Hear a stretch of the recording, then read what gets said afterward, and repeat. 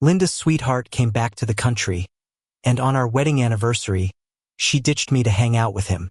My grandpa was very sick, and we were short of $100,000 for medical bills. Meanwhile, Linda was off spending millions traveling the world with her sweetheart.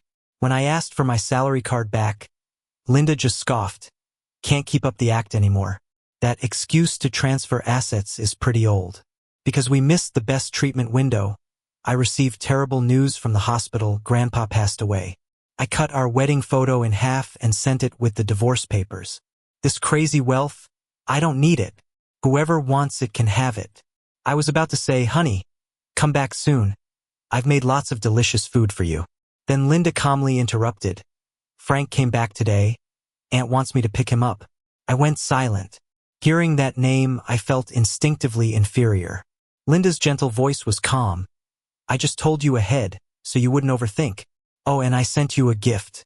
It should have arrived, remember to check. I went downstairs to fetch the delivery. Opened it, some fancy cufflinks. Holding the gift, I was happy, knowing I still mattered to Linda. But then I noticed a flaw on the box. When I went to the store to ask about it, the lady there politely said, Sorry, sir, we can't promise flawless replacements for gifts. I was stunned, holding the cufflinks.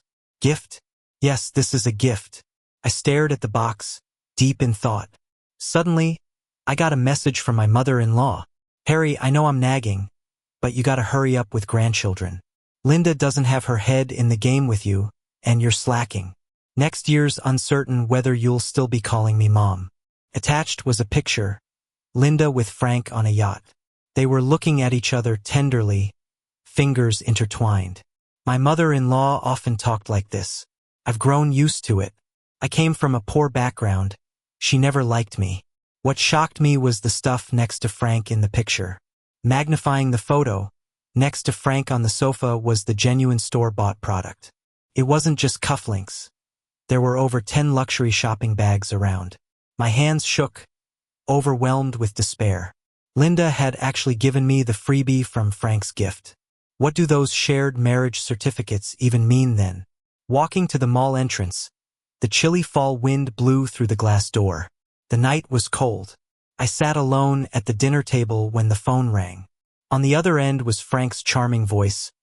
Oh, Linda, don't interrupt me talking with Harry. He sounded playful, his tone teasing. Even over the phone, I could hear the seduction in his voice. Harry, have you been lately? I'm good. Linda rushed to pick me up after work today.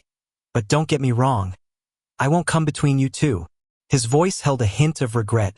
As long as Linda's happy, I'm content. Realizing his error, Frank quickly corrected himself. Sorry, Harry. I was rambling, don't take it to heart. I sighed silently. She isn't happy. She misses you constantly. But outwardly, I just grinned and said, no worries, we're great. Have a good trip back. Linda snatched the phone, sounding serious. Harry, don't make it hard for Frank. He's just a simple guy with no ill intentions. I'm not. Linda, thinking she had it all figured out, said, I see through your schemes. But Frank is family. Don't involve him in this. We're married now. He's no threat to you. I didn't know whether to be angry or argue. But whoever loves first is always the captive. Everyone said marrying Linda was a stroke of luck. I knew I'd never compare to Frank. He's a charming young heir, the one who helped Linda when she was broke. Had Frank not minded Linda being poor back then, they'd probably be together by now. Fate played its tricks. Once they parted, Linda's business began to soar. Unknowingly, I fell for the graceful Linda, complicating matters. Over 3 years, I pursued her fervently. No holding back, and eventually, Linda agreed to marry me. After the wedding, I followed her lead and became a stay-at-home husband. She said we're a couple and should be open, taking my salary card but giving me a supplementary one. Use the money as you wish, it's our joint asset. I felt sweet holding that card, not for the limitless credit but the security Linda gave me. But then, I began noticing the inconveniences. This card couldn't be cashed out. I couldn't even send living expenses to my grandpa. Each time I asked Linda for money, she'd have the perfect excuse. Once I mentioned taking my salary card back, and she got mad. Harry, don't you trust me? There isn't much in your card. Do you think I care about that little money? If you want it, take it. Seeing her upset, I let go of the idea. Staying home as a full-time husband seemed fine, but inside, I was a mess. Mother-in-law was eager for grandchildren, but I had no words to say. I couldn't tell her that, apart from our wedding night, there was nothing. Linda returned home after several days. I greeted her with a smile, but she sat on the sofa, cold. Harry, I didn't think you'd be so petty. I froze, puzzled. Frank told me you insulted him over the phone. Why would you do that? I didn't. Still lying. She stood, eyes like ice. Frank was my first love, you know that. Now that you're with me, why do you still want to make things difficult for him? What did he ever do to deserve your humiliation? I'm so mad. I'm shaking, my nails digging into my skin. After holding it in for days, it's all pouring out. So what did I do wrong? On our wedding anniversary, you spent it with him. The gift you sent me was just a freebie from something he bought. You listened to his side of the story and came back to accuse me. I have so many grievances and nowhere to let them out. Linda, who's insulting who here? I'm just a poor guy who's never seen nice things. But you can't just insult me with someone else's leftovers. My heart aches sharply, but I manage a smile, sizing Linda up and down. I mean, even you're someone Frank didn't want, so why should I care about a freebie? As soon as the words left my mouth, Linda slapped me. Harry, watch your words. Frank and I had no choice but to split up, but I'm more than enough for you. Don't get greedy. Linda's smile was cold and mocking, the warmth in her eyes now gone. I'm telling you now, Frank is back. I'll be spending most of my time with him, so you'd better stay home. If I find out you're causing trouble for Frank again, don't expect me to care about our marriage. She yanked her second credit card from my bag. I'll be holding on to this for now. Once you come to your senses and apologize to Frank, and I'm satisfied, you might get it back. That card was everything to me, and without it, I couldn't live. I lunged to grab it back. Didn't you say this was our joint property? Linda pushed me down, looking at me with contempt. Frank was right, all you care about is my money. No way I'm giving you the chance to sneak it away. She glared at me. The prenup was clear. My family's money has nothing to do with you. You should spend these days reflecting at home. The door slammed shut, leaving me amid a heap of chaos. I lay on the floor, pain flooding in waves, cutting deeper each time. Only now do I recall the agreement she gave me, and the joy of marrying Linda had me sign without a second thought, not bothering with the content. What a fool I was. This so-called life as a stay-at-home husband, this idea of no secrets, shared assets, it's all lies Linda spun to take away my last sense of security. Our marriage is a cage I willingly entered. Then the phone rang. It was the hospital. My grandfather was critically ill. By the time I arrived, he lay there with shallow breaths, the beeping of monitors piercing my heart. He's been in poor health for a while now. The doctor said it was due to years of poor nutrition and overwork. My grandfather raised me. I remember him carrying me in his arms with a bag full of recyclables on his back. I clutched his hand by the bedside, phone pressed to my ear, whispering between sobs and desperate pleas. Linda, I'm begging you. We've been married for 3 years. I won't ask for anything else, just my paycheck card. Grandpa won't last much longer. The other end was a tangle of intimate noise, and Linda used it to sever ties with me. You must be joking. Today it's your grandpa, who will it be next? She mocked. Harry, the agreement is clear. My money has nothing to do with you. The doctor stood grim-faced. His condition is critical. Without immediate surgery, he won't last a week. Panicked. I scraped together $5,000, but I needed another $5,000. Outside the hospital, rain poured down. Taking cover under an awning, I called her one last time. Linda, I don't want anything else. I won't fight for Frank, or I'll apologize, whatever you want. I shouldn't have argued with you. It's all my fault. Please, I'm begging you. I just need $5,000 more. Linda's voice was as cold as ice. Harry, are you that desperate for money? Don't you realize what you've been living off of? A nurse rushed down the stairs and grabbed me. Harry, I'm sorry. Your relative missed the window for resuscitation. My phone slipped from my hand. Screen cracked. It didn't stop the flood of notifications. First-class flight tickets, $100,000. Jewelry expenses, $1 million. Clothing expenses, $3 million. Turns out, while I was reflecting, she was off on a world tour with her lover. Her money could be spent by everyone but me, not even my $5,000. Hello, Harry? I didn't think you'd scheme so deeply, hiring people to act for you. Linda's contempt dripped through the phone. I rushed into the ER, looking at my grandpa covered by a white sheet, and felt my heart die. The phone rang again. Unfeeling, I answered it. Harry, who gave you the guts to hang up on me? Keep it up, and I swear I'll divorce you. Linda finally admitted it. I guess divorcing me had been on her mind for a while. Today was just the trigger, and she could finally be rid of me. Fine, I agree. What did you say? My calm agreement took her by surprise, her voice laced with disbelief. I said I agree to the divorce. For the first time, I spoke to Linda without any emotion, harboring no illusions about our shattered marriage anymore. Harry, what trick are you playing now? Linda didn't believe me, pausing before realization hit her. You're trying to gain sympathy, aren't you? I'm telling you, even if we divorce, you won't see a cent from me. The line went dead.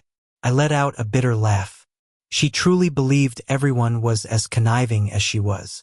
I looked at my wedding ring, the diamond shining brightly, mocking my past foolish devotion. I took off the ring. It meant nothing to me now. I processed the death certificate and cremated my grandpa's body. Now, there's one less person in this world who loves me. I took my grandpa's ashes back to the old home. The small house had been empty for so long that it reeked with a strong odor. While sorting through his belongings, I found nothing but a few patched-up old shirts. The tears I'd been holding back finally flowed as I clutched his clothes and cried. Regret doesn't even begin to describe how I felt. If only I hadn't recklessly pursued love back then, if only I hadn't been so gullible about Linda's lies, I would have had the money to pay for Grandpa's treatment. I was overwhelmed with self-loathing and resentment towards myself. And Linda. After cleaning the house thoroughly, I found a yellowed comic book in a box.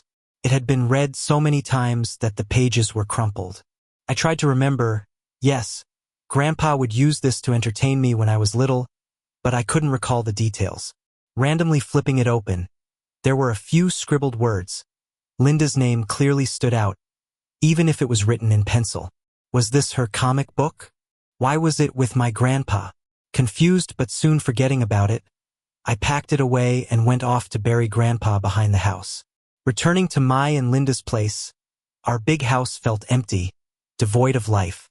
I dug out our wedding photo. I was beaming in it, and Linda's lips were curled up too, but her eyes held no joy. I hadn't noticed this before, but now I saw there was no love in her gaze when she looked at me. All this time, I was simply her rebound from Frank's heartbreak, a tool to heal.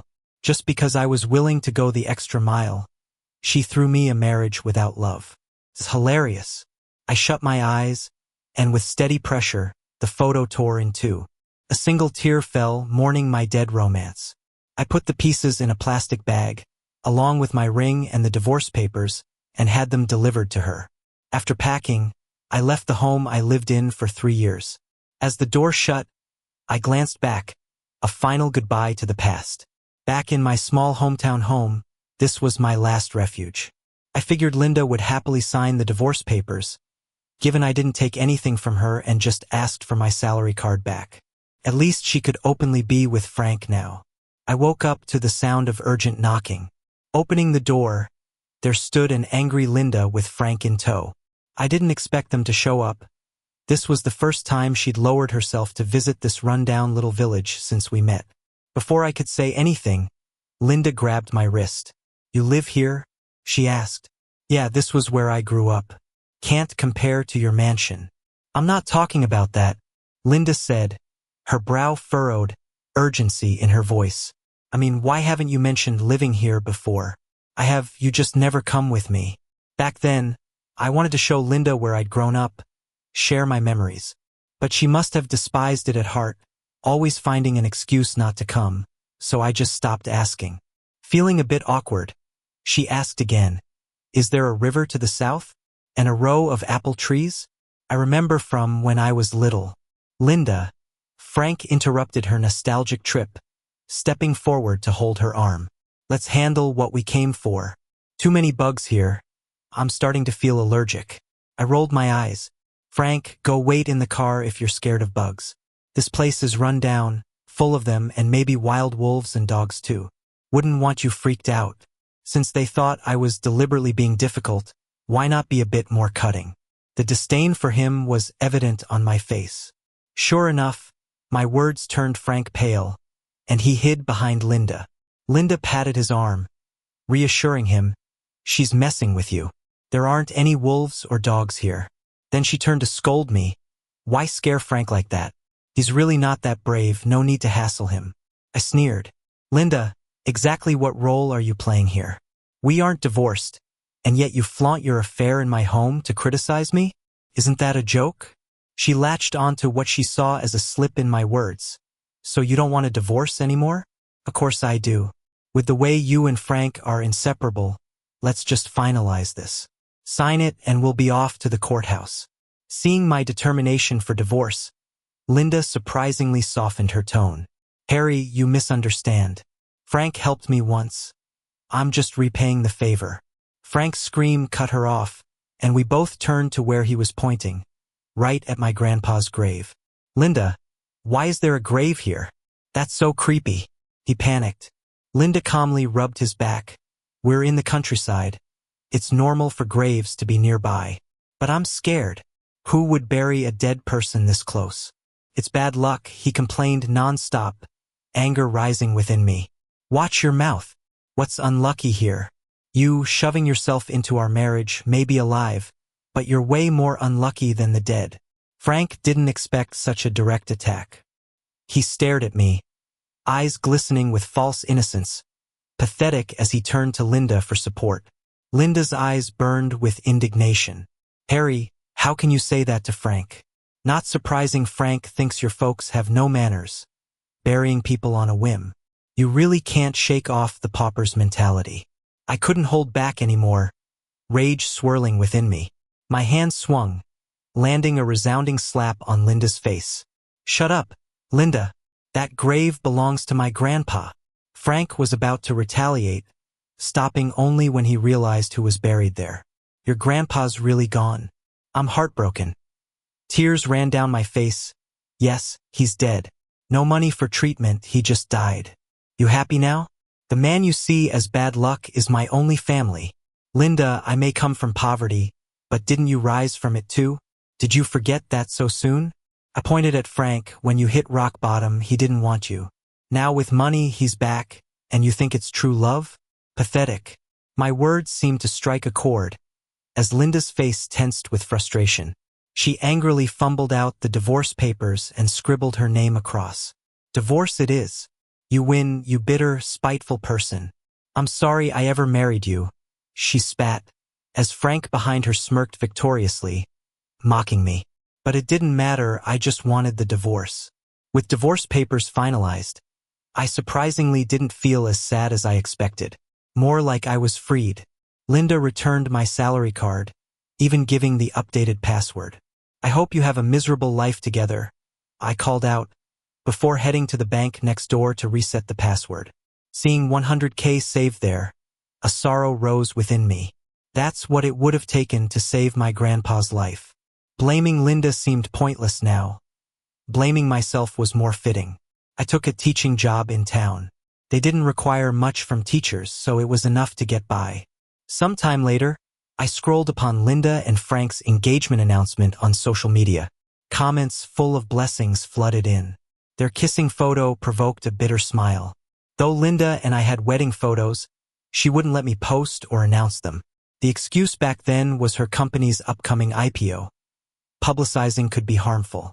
I trusted her completely, told no one. Now the company's public, and she gets to marry her true love. To outsiders, they're a perfect match, a fairy tale.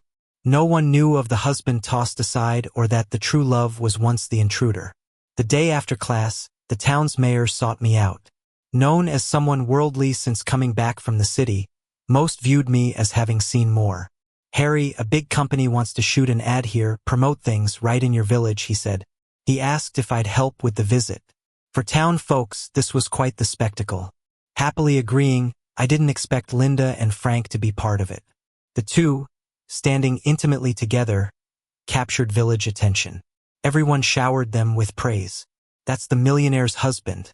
Huh? So pretty, even smoother skin than Harry. Look at those clothes, must be expensive material. Yeah, and that huge rock on the boss lady's hand has to be a diamond. I'm standing there watching, and Frank is the first to spot me. He starts walking over.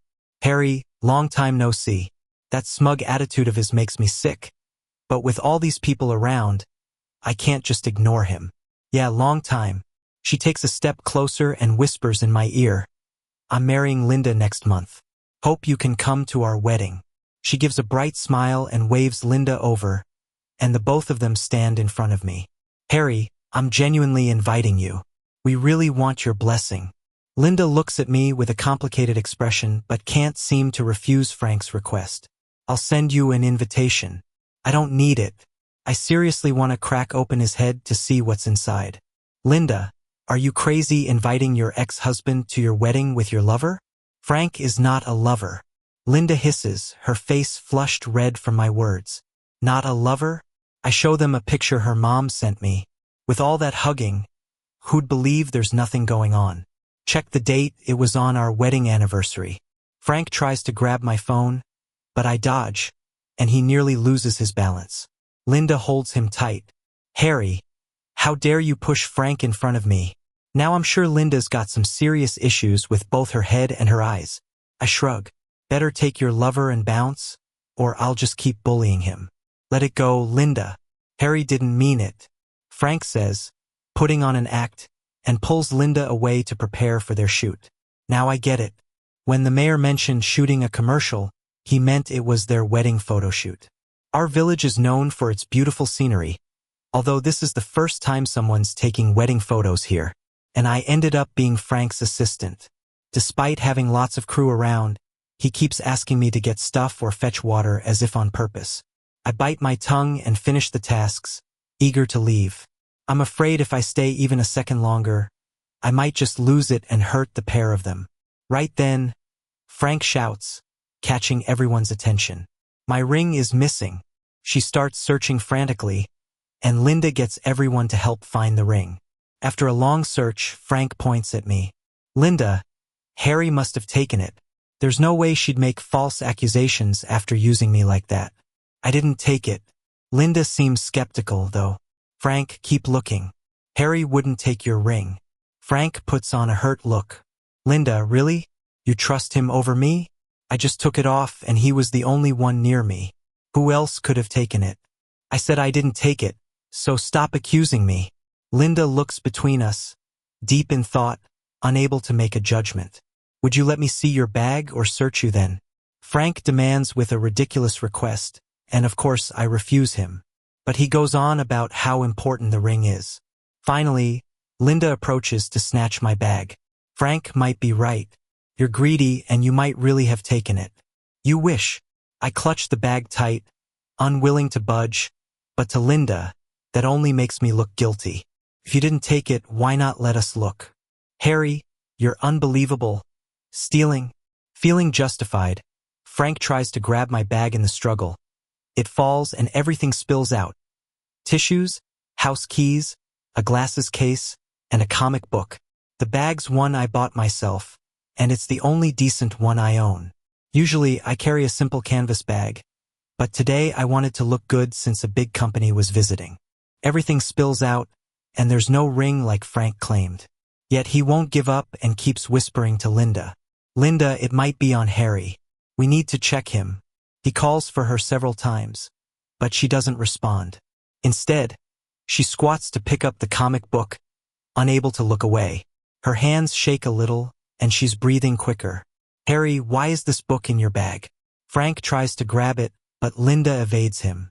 He can only cling to her arm, whispering sweetly, Linda, it's just a silly book. Let's go shoot. But this time, Linda doesn't listen. Frank's voice grates on her nerves, and she snaps, "Shut up." He's shocked, standing there, biting his lip in discontent. Linda looks at me with searching eyes. "Tell me, why do you have this book? It's labeled with her name." I figured it's best to give it back. "My grandpa gave it to me. If it's yours, take it." I wasn't holding onto it to be spiteful. "That's impossible." Suddenly, her voice got louder and startled me. Before I could react, Linda grabbed my shoulders with both hands. "Where's your grandpa? I want to see him." She hit me right in the feels, and I slapped her hands away. "Are you crazy? I told you my grandpa's dead. He died because you wouldn't give me money for his treatment." Linda stumbled back a few steps, her eyes already welling up. "Is there a portrait? There's got to be a picture on the headstone, right? Take me to see it." I'd never seen her like this, and almost without thinking, I took her to my grandpa's grave. Linda leaned in close to the photo on the headstone, staring at it intensely. She closed her eyes, as if trying to remember something. When she opened them again, they were red from tears. "Harry, isn't there a river to the south?" "Yeah, but a kid drowned there before. It's not clean, so they filled it up." Hearing my answer, Linda crumpled down in front of the grave.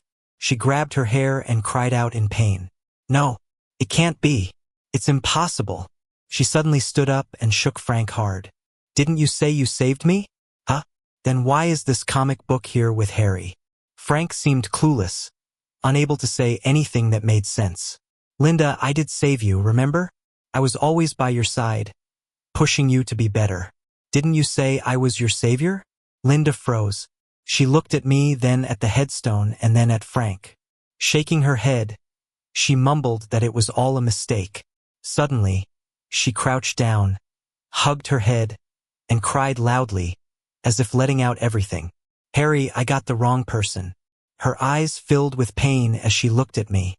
I remembered something that happened years ago, though things were a bit blurry. 10 years ago, while my grandpa and I were scavenging in town, we saw a little girl struggling in the water and a woman lying unconscious nearby. My grandpa pulled them out and gave them first aid. The woman quickly came to. After they were safe, I was about to head home to grab them some food. So when Linda woke up, she saw my grandpa, and that bouncy little boy with pigtails, that was me. They left in a hurry, and the backpack they carried was carelessly picked up. The comic book must have fallen out from it. What I didn't expect was that the people my grandpa saved that day were Linda and her mom. Her dad had died after spending all their money on healthcare. Her mom, left with nothing, felt hopeless and attempted suicide by jumping into the river with Linda in this remote village. She thought they would die without anyone knowing or saving them in such an isolated place. But my grandpa happened to be there by chance. Funny how life works sometimes. Frank, who also had pigtails, appeared in Linda's life, and she naturally thought he was her savior. I let out a sigh, followed by a deep bitterness. "I'm sorry, Harry. I'm sorry for you and your grandpa." Linda kept apologizing, her face full of regret. "It's too late, Linda. Grandpa's gone. Back then, I begged you for money to save him, but you didn't believe me." "No." She pounded her head with her fists.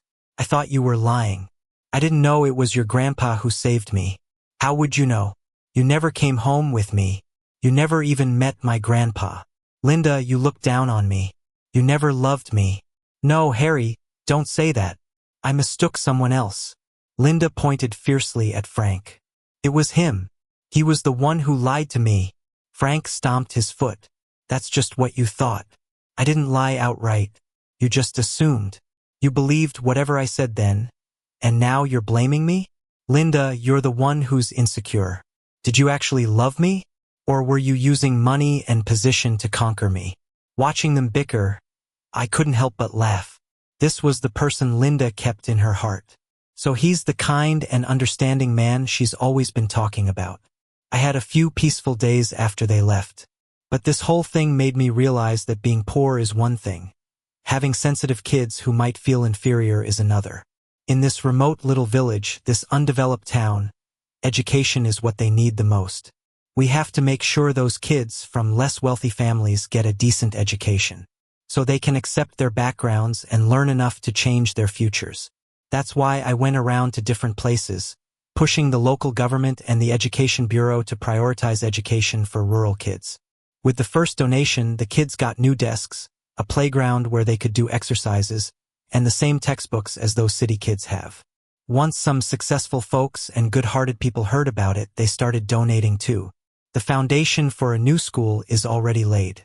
When this new school is built, I'll be its principal. I'll guide these kids to a brighter future.